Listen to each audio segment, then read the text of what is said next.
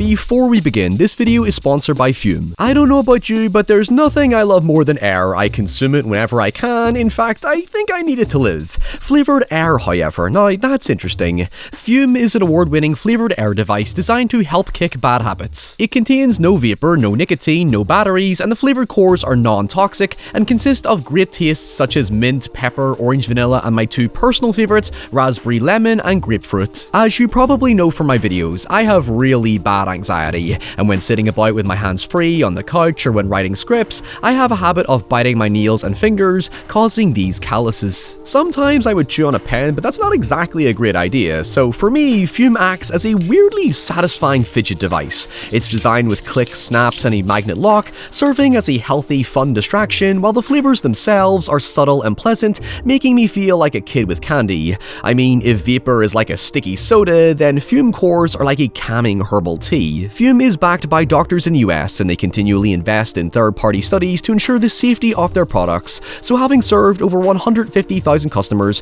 why not become the next success story by heading to tryfume.com or scanning the QR code on screen and use my code ryanhollinger to get 10% off your order today.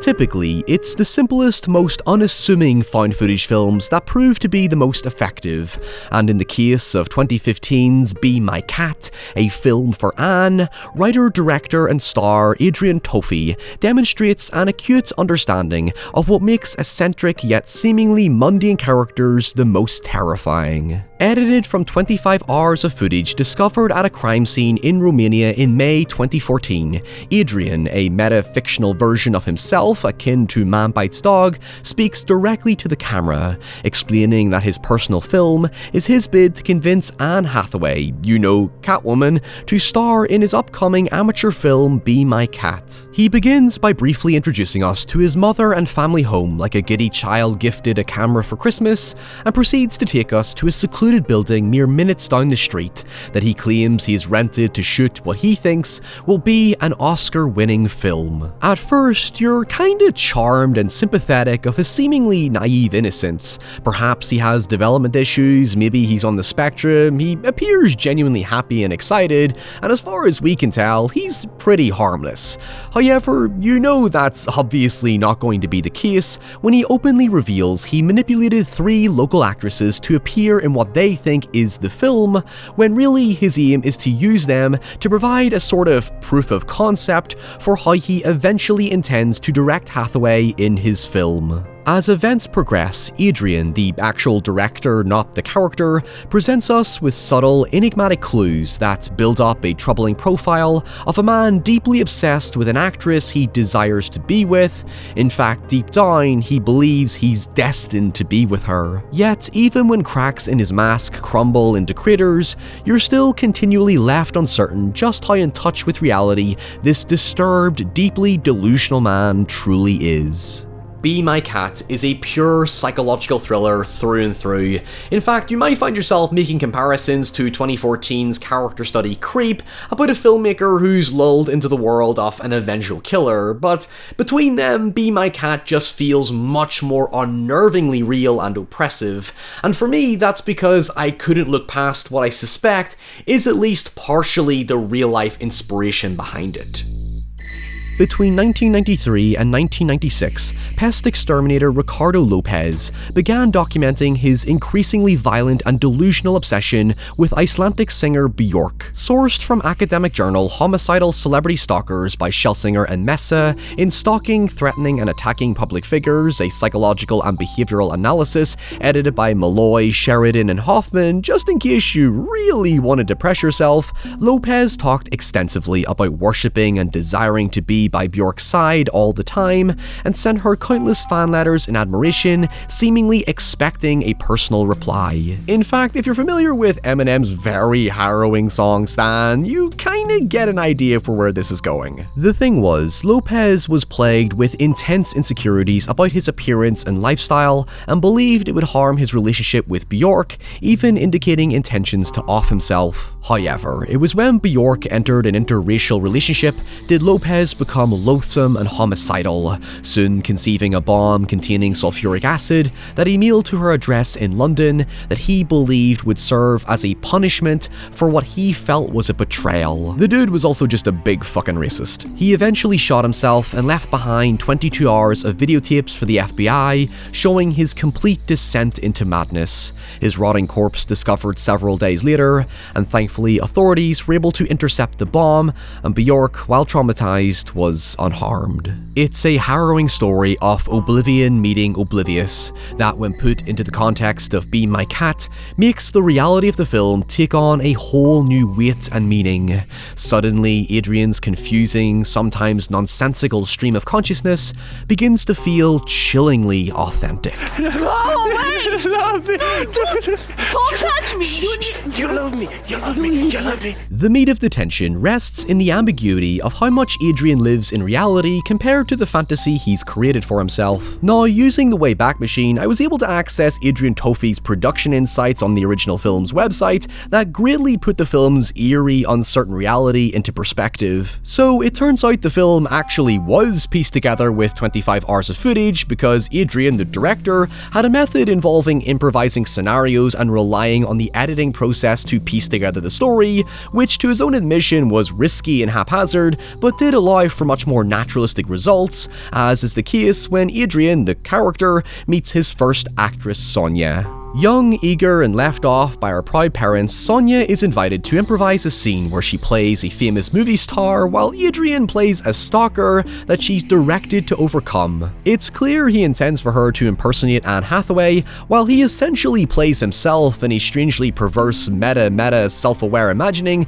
of how his interaction with Hathaway may go. Yeah, there's some method acting, Inception type shit that's really difficult to articulate. You basically have Adrian the director playing a fictional version of himself who then plays another fictional version of himself. Anyway, he ends up berating Sonia's performance and inability to follow his cryptic, contradictory instructions, causing her to become flustered and uncomfortable, eventually calling the police when provoked to such an extreme to find a solution to his direction to get rid of the stalker. Where it completely blurs the boundary between real and fiction, at least according to the claims in the production notes, is when Sonia, by the way, all the characters use their actors' real names, apparently did in fact call the real police as part of the improvisation, so their appearance is real when they issued an actual warning. Like Man Bites Dog, a serial killer mockumentary I covered not long back, the meta approach comes from how Adrian supposedly intensely practiced method acting by living in the shoes of his character for over a year,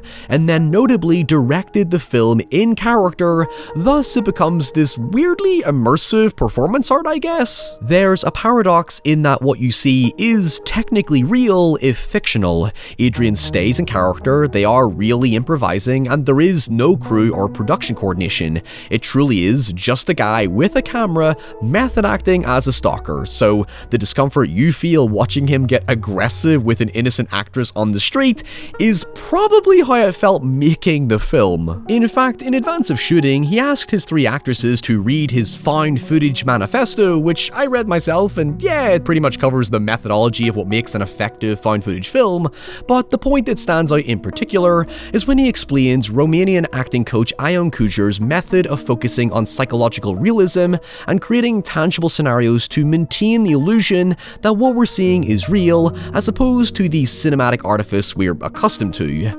In theory, it works, yeah, but ultimately any decently crafted found footage film can achieve the same effect without the extremes that Adrian seems to be going for. Anyway, the red flags only continue to get redder when Adrian decides to film an abduction scene and uses real chloroform to incapacitate Sonia.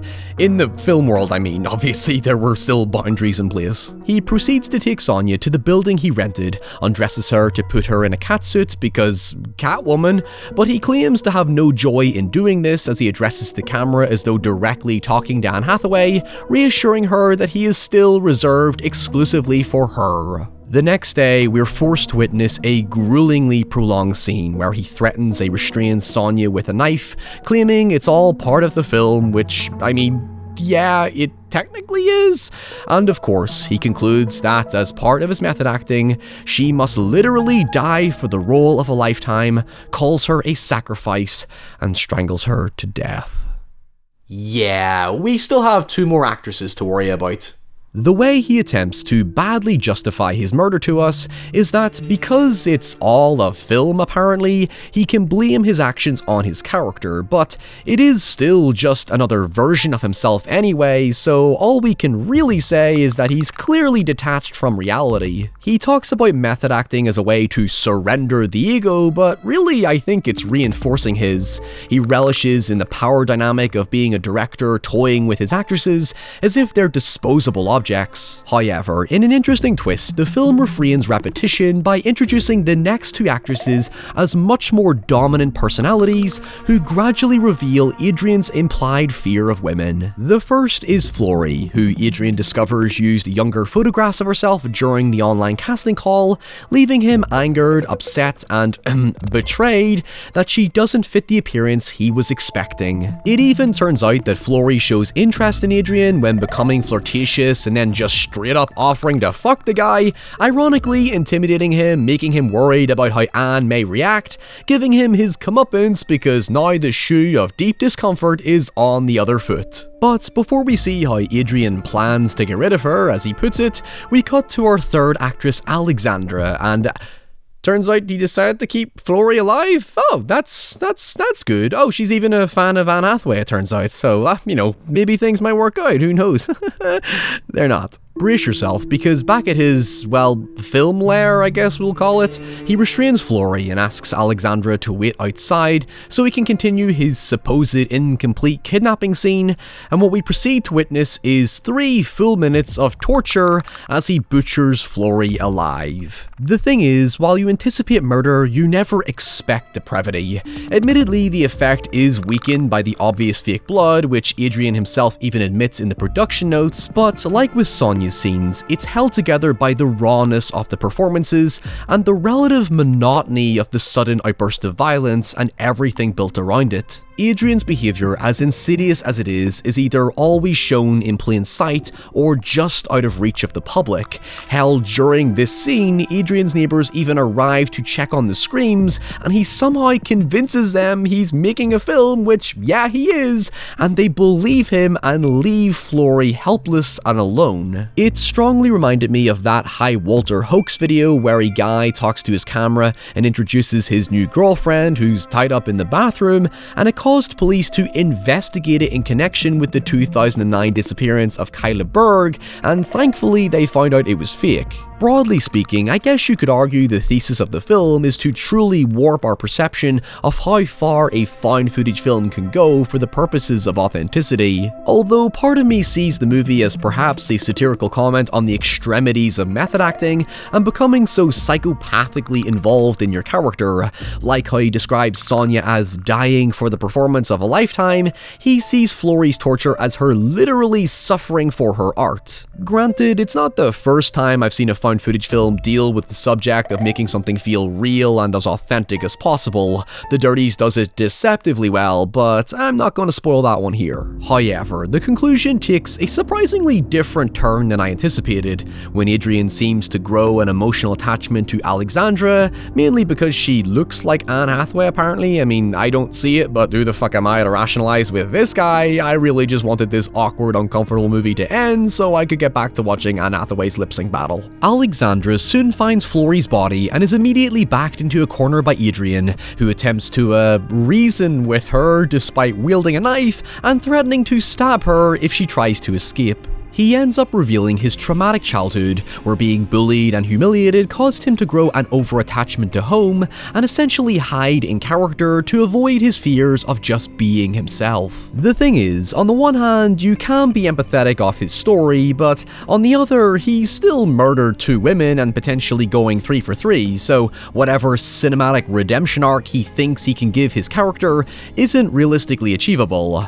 Until, again, like the entire film, there's a lot of ambiguity around what he's trying to do with this. Part of me questions if his sob story is true or simply made up for his character. But regardless, both personalities are so tightly fused together at this point that they're one and the same.